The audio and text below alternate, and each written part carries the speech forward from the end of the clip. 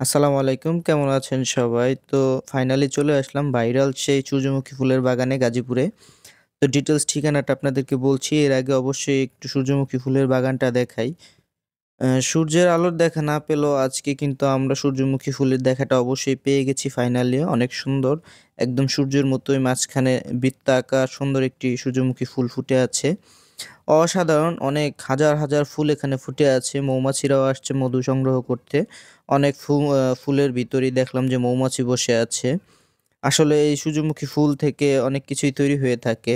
যেমন সয়াবিন তৈরি হয়ে থাকে। আরো বীজটাও নানা ধরনের পাখির খাবার হিসেবে বর্তমানে প্রচুর ব্যবহার করা হয়ে থাকে।